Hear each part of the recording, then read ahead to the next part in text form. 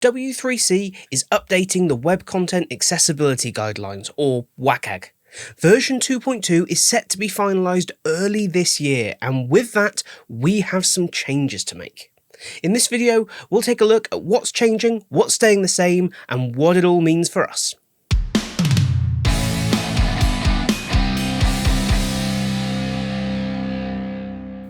Let's start with the easy stuff. Everything from versions 2 and 2.1 is staying in version 2.2. All the success criteria are exactly the same with one exception. 2.4.7, Focus Visible, is being moved from a AA to a single A standard.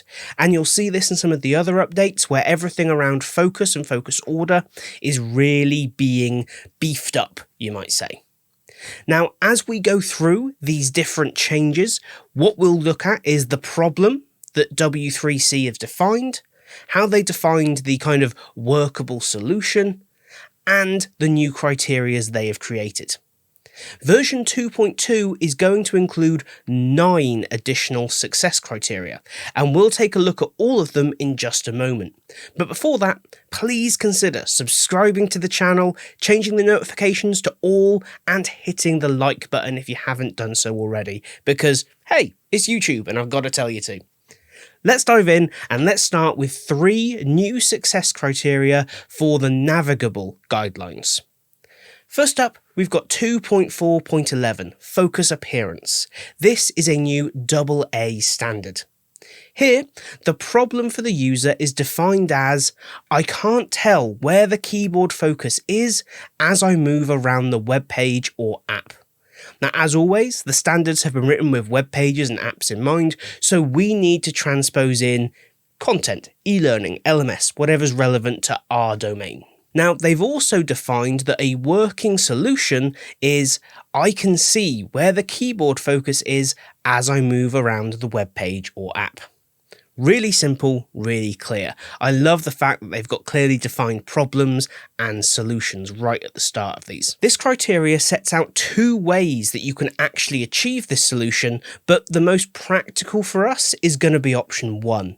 This requires that the entire focus indicator, which is usually like a box or shaded area that appears as you tab through the content, is all of the following. That it encloses the user interface component or subcomponent that is focused on, and has a contrast ratio of at least 3:1 between the same pixels in the focused and unfocused areas, and has a contrast ratio of at least 3:1 against the adjacent non-focused indicator colours. This basically boils down to your focus indicator should cover the whole thing that you're focusing on, and to everything around it and within it have a 3:1 colour contrast ratio. Basic stuff. All of these settings are available in all of our authoring tools, whether it's Storyline, Captivate, iSpring, or whatever it is you use. Now, there are a few exceptions to this standard, though these aren't massively relevant to us. So if you want to read the exceptions, I would say take a look at the website because they're really quite specific. Next up, we have 2.4.12, Focus Not Obscured, Minimum.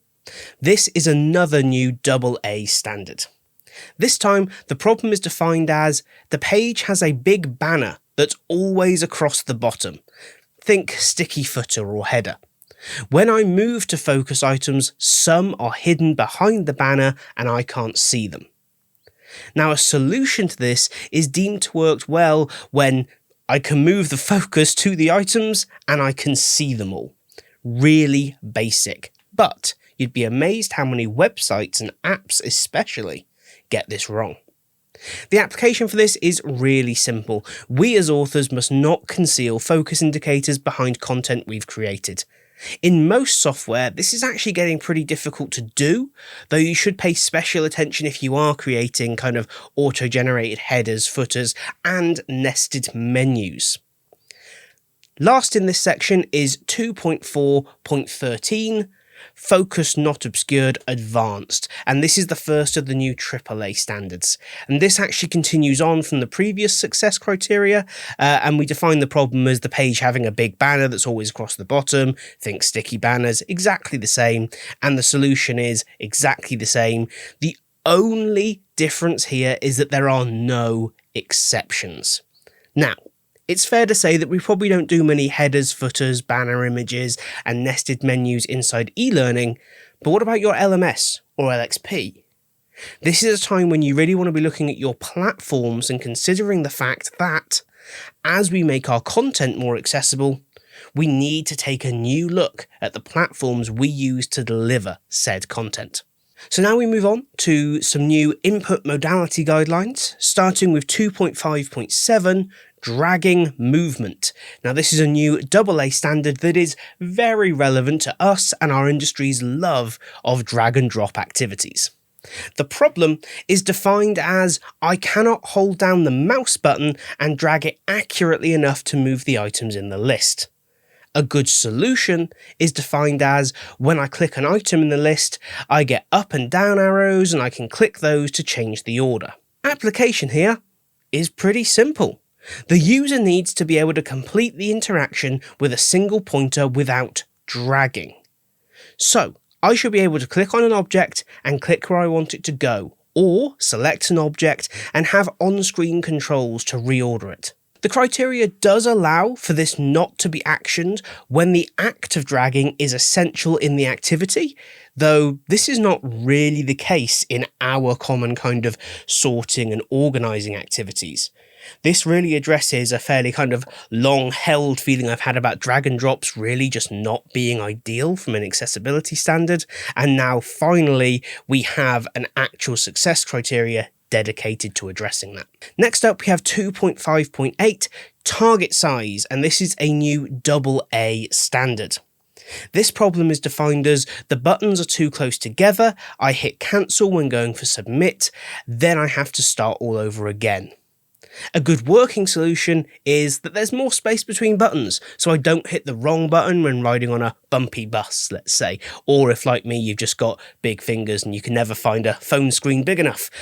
This is going to become more and more important as we engage with more and more touchscreen technologies, but even now there are websites where it is very difficult to figure out exactly where you need to click. The application here is really simple, and they've provided a real sort of list of target requirements. Now, if you're not familiar with this use of the word target literally means the button or the interactive control element you're trying to select or interact with. The size of the target should be no smaller than 24 by 24 pixels, except where the target has a 24 pixel offset in every adjacent area, i.e. it has 24 pixels of empty space around it. Or the function can be achieved by a different control, i.e. yes, there's a very small interactive button, but perhaps there's something much larger deliberately placed for accessibility purposes. To my mind, this would be a bit daft, just make your buttons big enough. And finally, the last exception would be that the content is somehow inline, i.e. hyperlinked text. You're not expected to make the text bigger just because it's hyperlinked. Next up, we hop over to a single A success criteria within the predictable guideline. 3.2.6, consistent help is a simple one. The problem is defined that whenever I use the online app to schedule my medical appointments, I can't remember what to do at each step. I've seen a chat option in some places, but I can't find it now. The working solution, very simple. When I need help, I can easily find the chat option that's always in the lower right corner of the page. Application here couldn't be any easier. Make sure any options for help or support are predictably located and consistent throughout the entire learning experience. This should also be included for things like your LXP, LMS, whatever platforms you're using. Now, the final collection of new success criteria falls under the Input Assistance Guideline. 3.3.7, Accessible Authentication, is a AA standard and is all about getting access to a platform by an emailed link when the user has forgotten their password. Now, this obviously isn't all that relevant to us in terms of content, but you may need to consider how it impacts your delivery platform. 3.3.8 Accessible Authentication, no exceptions, is a AAA standard and is exactly the same as 3.3.7, but with all the exceptions removed. Easy. Finally, we've got 3.3.9, redundant entry, and it's a single A standard. The problem here is defined as whenever I use the online app to schedule my medical appointments, I have to retype some information that I have entered in a previous step. The solution is defined as the app automatically fills in information that has been entered in previous steps. Application on this one is all about forms, manual input fields. Basically, don't make people re-enter information unless the act of re-entry is vital. Now, this can be done through auto-population, save text variables, or a bit of JavaScript to pull information in from your platform. Whatever works to cut down on re-entry for the user. As always, it's important we stay up to date with the changes in the guidelines.